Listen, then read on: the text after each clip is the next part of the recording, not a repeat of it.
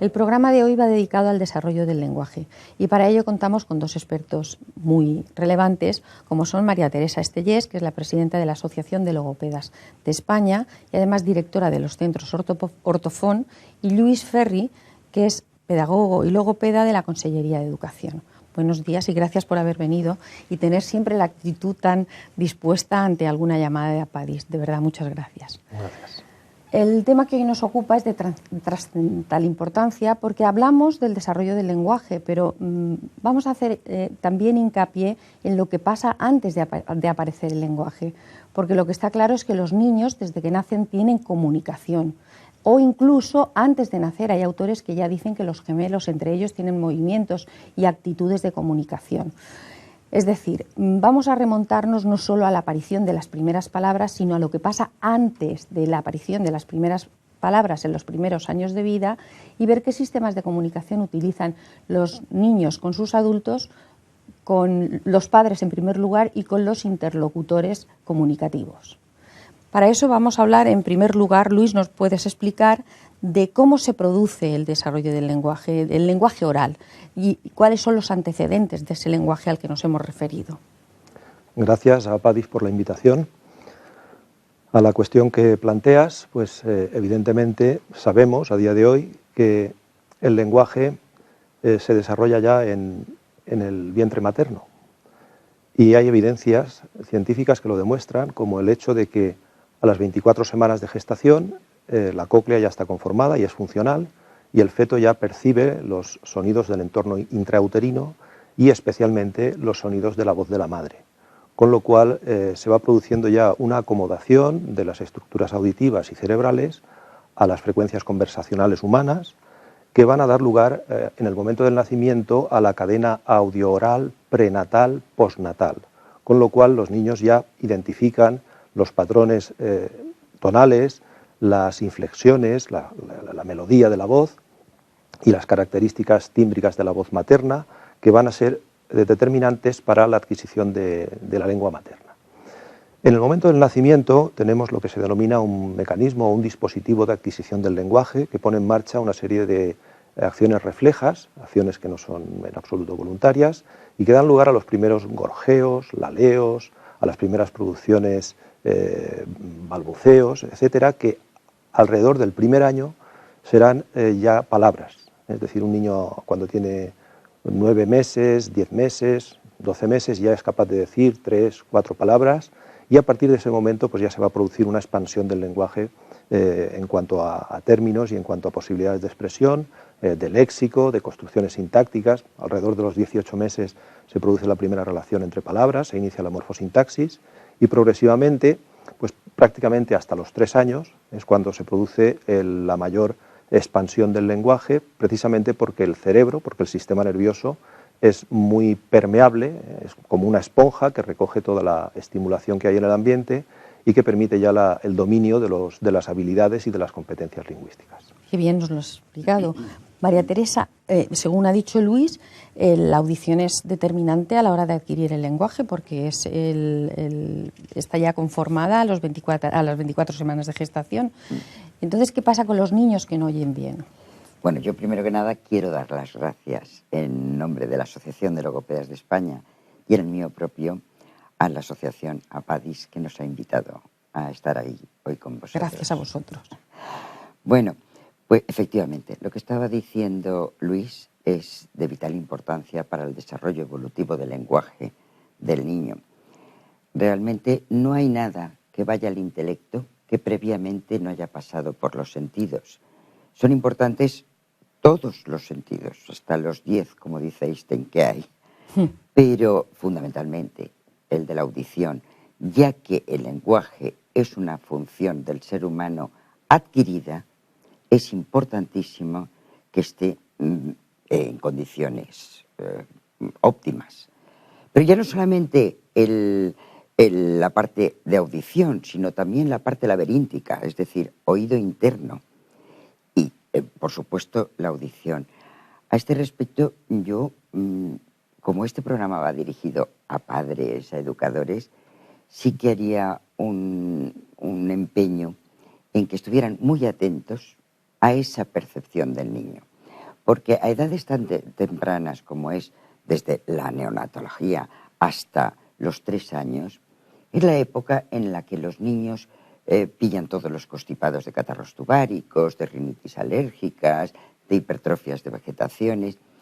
Y los otorrinos y los pediatras no suelen dar importancia a esas mínimas pérdidas que existen de 20 decibelios, 30 decibelios, que realmente no la tienen porque es pasajero. Pero mira tú que pilla justo en esos 3 años que está adquiriendo el niño el lenguaje. Y lo adquirirá bien o mal en función de los estímulos a imitar que tenga y en función de la recepción que el niño tenga. Sí, muy interesante. Yo quería preguntaros también, nosotros hemos observado que cuando hay un retraso del lenguaje en un niño pequeño, me refiero a menor de 2 años, o en torno a los 2 años, casi nunca se da aisladamente ese retraso del lenguaje. Siempre hay factores que intervienen que afectan al desarrollo motor, cognitivo, social, etc. Por tanto, el lenguaje es determinante para que el desarrollo se dé de forma integral. Háblanos un poquito de la importancia del lenguaje respecto del desarrollo. Efectivamente. El lenguaje podemos decir que es el eje vertebrador del desarrollo, junto con la motricidad voluntaria. El lenguaje permite a los niños y a las personas en general, a lo largo de la vida, articular toda nuestra vida. Es decir, el lenguaje va a propiciar la representación simbólica, la representación mental, la comprensión de la realidad. Va a ser un factor decisivo para el desarrollo de la inteligencia, para poder adquirir conceptos. Va a ser una herramienta básica para el aprendizaje, para el acceso a la información, a la cultura. El lenguaje va a permitir a los niños la adquisición del código moral, del código de comportamiento, saber pues, qué es lo que está bien y qué es lo que no está bien. El lenguaje va a ser un factor regulador de su propia actividad y fundamentalmente también va a ser una capacidad que va a permitir la interacción social, la relación con otros. Y por tanto el lenguaje va a tener esa doble vertiente, la capacidad intrapersonal o intrapsíquica, de representación mental y demás, como hemos dicho, y funciones cognitivas, y la dimensión interpersonal y de relación. Muy bien. Por tanto, es importantísimo detectar síntomas de que algo no va bien respecto del habla y el lenguaje. Háblanos un poquito, María Teresa, de esos síntomas precoces de que hay un retraso o una alteración en los mecanismos del habla y del lenguaje y de la comunicación. Mira, volviendo a lo que estábamos hablando del laberinto, es muy importante detectar que un niño es pasivo, que un niño está tranquilo. Es muy cómodo el niño que está en la cunita, pero yo creo que los padres tienen que saber que la estimulación no debe ser hacia el prestar atención. No, la estimulación es general, es global. Ese niño, desde que nace, tiene que estar estimulado en el mundo del movimiento. El lenguaje también es movimiento. Entonces vamos a ir de dentro a fuera, vamos a ir del oído interno al oído medio, que es donde existen luego los problemas en la infancia. Debe estar con una estimulación tanto de sonido como de acciones, el balanceo, el columpiar, el juego vocálico es importantísimo. Y luego, por supuesto, el lenguaje, la estimulación del lenguaje oral, en toda su vertiente, utilizando la voz, en la voz cantada, en la voz hablada, en la voz recitada, en todo. Hay que estar atentos a que ese niño está con un equilibrio correcto para la edad, para su cronología. Que ese niño está con una atención, que ese niño es capaz de hacer un seguimiento secuencial con arreglo a la edad en la que se encuentra, que ese niño tiene una adquisición de lenguaje que está teniéndola correcta. Claro, si cuando tú haces, a mí me parece que es importantísimo cuando vemos a este tipo de niños que presentan unos retardos de lenguaje, hacer una buena anamnesis. Porque muchas veces el origen está en cosas muy fáciles de solucionar. Este niño no ha tenido una estimulación, o si ha tenido esa estimulación, es con un lenguaje que no es el nuestro, con una lengua que no es la nuestra, pues posiblemente vaya a tener trastornos, dificultades de déficit articulatorio. Este niño no ha tenido una sociabilización correcta con niños de su edad, con otros niños, pues va a tener también un déficit al respecto. Este niño ha tenido unos problemas de masticación, de deglución, de succión en su infancia. Pues si es que nosotros el lenguaje que es adquirido lo adquirimos a base de cogerle órganos prestados al resto del organismo que están destinados a otro tipo de actividades. Es decir, que lo primero que tendremos que ver es ¿por qué? ¿Por qué? ¿De dónde viene? O sea, la etiología. Una vez descartado que en neuropediatría, por ejemplo, nos han dicho que no hay ninguna nada alteración neuropediátrico. Neuropediátrica. Y a partir de ahí estar viendo. Muchas veces son las cosas más sencillas. Pero lo has explicado muy bien, pero a veces no es tan sencillo y hay trastornos importantes que se dan en estas primeras edades. Hablarnos un poquito de cuáles son los más importantes. Luis, dinos cuáles son los más recurrentes en cuanto a dificultades. Los trastornos del lenguaje son muy frecuentes en la infancia, sobre todo en la infancia temprana, precisamente porque hay una inmadurez del sistema nervioso central y periférico, del control neuromuscular, de los mecanismos del habla, y ello da lugar pues, a fenómenos o trastornos muy comunes, como quizá el más conocido, el más de mayor incidencia, que son las dislalias, que son alteraciones articulatorias por omisión, distorsión, sustitución de fonemas, que en principio pues, pueden no revestir gran trascendencia o gran dificultad. Por todos es conocido que hay niños que incluso a los 4, 5 o 6 años pues, tienen dificultad con la articulación de la R, con las sílabas trabadas, con sinfones, etcétera, etcétera. Ese quizás sería, como digo, el trastorno más común, pero quizá de menos relevancia. También hay lo que denominamos retraso simple del lenguaje, que es una alteración que implica dificultades a nivel articulatorio, a nivel fonético, pero también de tipo lexical, a nivel semántico, de construcciones sintácticas, pero que suele evolucionar favorablemente. Hay a veces algún retraso que no excede de los 2 años de edad cronológica en cuanto a las dimensiones del lenguaje y que con una pequeña ayuda puede ser corregido.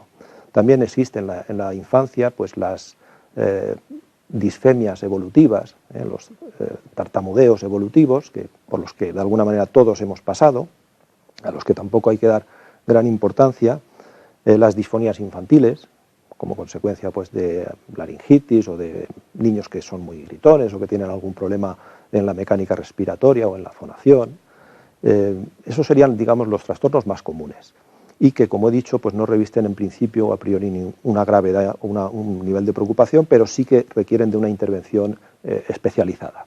Y luego hay una serie de trastornos que ya están relacionados con patologías, con trastornos como la parálisis cerebral infantil, como alteraciones neurológicas, como el daño cerebral, autismo, etcétera, etcétera, etcétera, que constituyen una serie de categorías como la afasia, las disartrias y otro tipo de trastornos del lenguaje que evidentemente requieren de un diagnóstico en edades tempranas y de una intervención intensiva y sistemática para su corrección. También podemos encontrar, con menor incidencia, el mutismo electivo en niños que son herméticos, que no son capaces de comunicarse en determinados contextos, que sí lo hacen con unos interlocutores, pero no lo hacen con otros.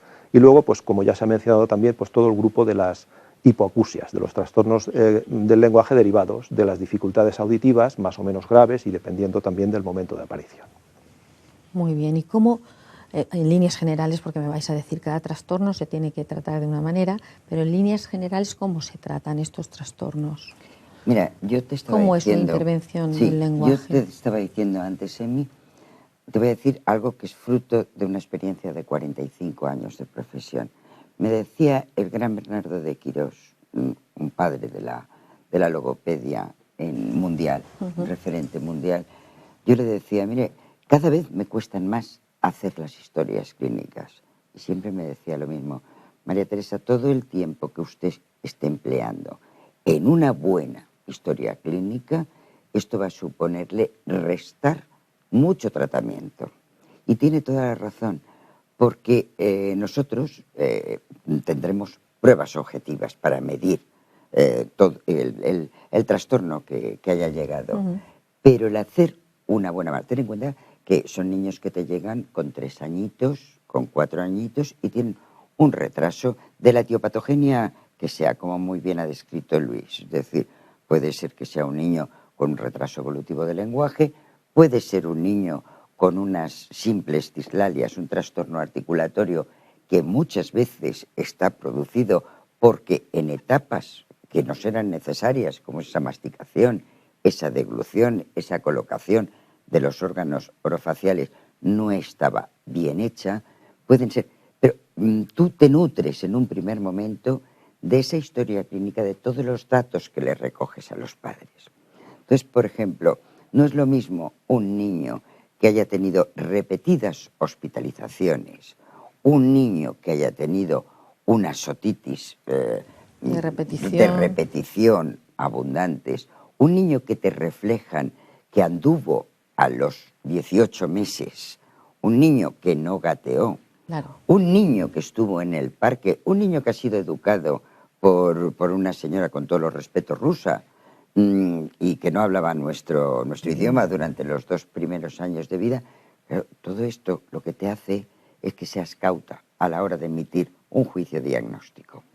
Luego ya hay una serie de pruebas objetivas en las cuales, desde pasar un registro fonológico y ver cómo están los sonidos, hasta, no vamos a extendernos aquí en todo el instrumental y material del que disponemos en los centros de logopedia, pero ya pasas a una valoración mucho más objetiva a través de una serie de pruebas que tú realizas.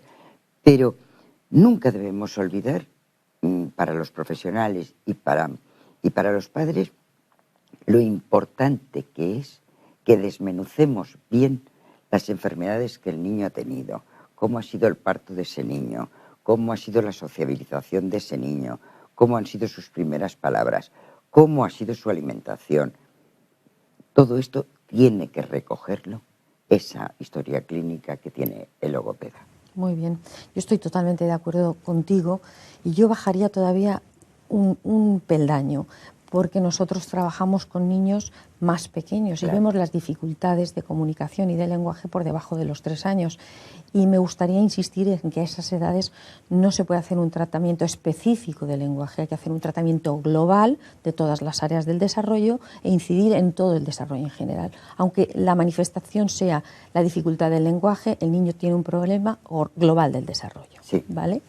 Bueno, estamos ya acabando y me gustaría que nos aconsejarais sobre qué hacer para favorecer el lenguaje. Bueno, pues yo lo primero que diría a consejos para los padres. Sí, lo primero que diría a las madres y a los padres es que lo mejor que pueden hacer para que se desarrolle el lenguaje de sus hijos e hijas es hablar con ellos, es dedicar tiempo al diálogo, a la conversación, al juego verbal, en función de la edad, en función de las posibilidades del niño. En contextos y en momentos donde no haya distractores, donde esté apagado el televisor, donde no haya videojuegos, no haya teléfonos móviles, no haya ningún elemento que pueda alterar esas posibilidades de que el lenguaje funcione básicamente por el canal auditivo y por el canal, digamos, expresivo verbal. Esa sería la primera recomendación, dar tiempo, dedicar tiempo. Un inciso. Lo de apagar el televisor va siendo constante en todos los programas, sí, por todos los especialistas. Lamentablemente, seguimos. Para muchos niños el televisor es la niñera, ¿no? Es quien está llevando la crianza de alguna forma o quien ocupa buena parte del tiempo, por lo sugestivo que es, por lo atractivo que resulta, por la gran cantidad de información que proporciona.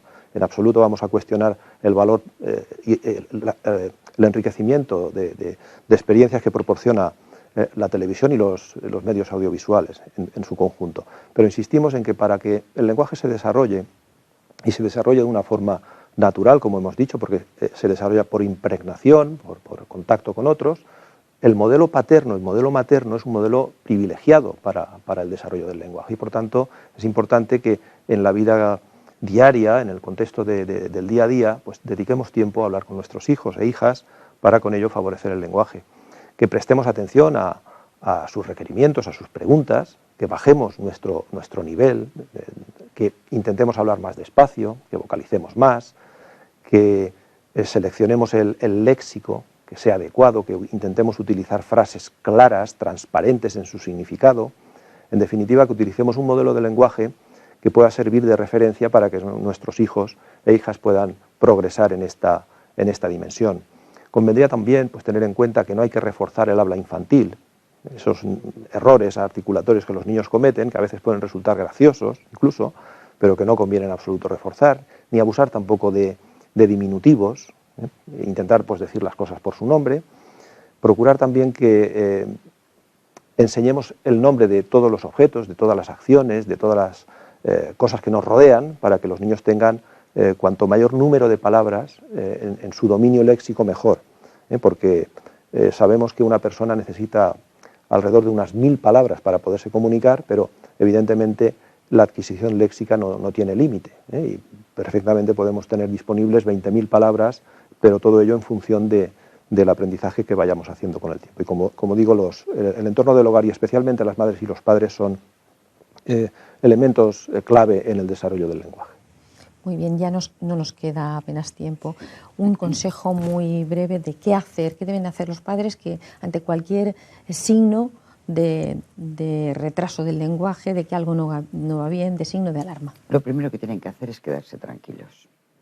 Y para quedarse para hacer tranquilos, cosas. Sí, para quedarse tranquilos lo que tienen que hacer es acudir a un centro de logopedia, a un especialista en logopedia y que les indique, porque muchas veces vienen con mucha preocupación y no hay que preocuparse tanto, hay que ocuparse más. Darle una serie de directrices que no siempre son susceptibles de iniciar un tratamiento logopédico, muchas veces con un pautado a los padres y una revisión periódica se van corrigiendo con unas orientaciones. Pero yo sí les diría que acudan cuanto a un antes. profesional A un profesional de la logopedia. logopedia. Que hay muchos centros en nuestra comunidad en un centro y en España. de logopedas o en un centro de desarrollo infantil y atención Sí. temprana, que es donde van a atender a los niños desde un punto de vista global, interdisciplinar, atendiendo todas las áreas del lenguaje. Esas serían todas las alternativas, pero lo que no se puede hacer es quedarse sin hacer nada. Sí. Eso es lo que no hay que hacer. Lo que no hay que hacer es no hacer nada.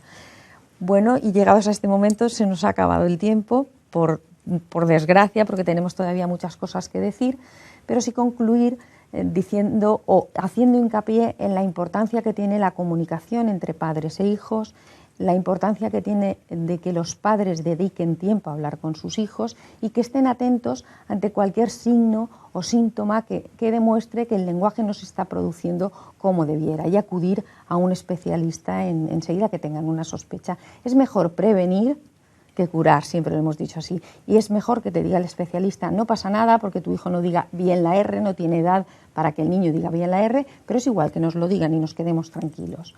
Muy bien, muchas gracias por estar con nosotros. Gracias. Nos ha sabido a poco vuestra presencia, este coloquio, y ahora a continuación vamos a ver otro de los servicios que tiene APADIS para la atención a las personas con discapacidad, que son las viviendas tuteladas. Muchas gracias.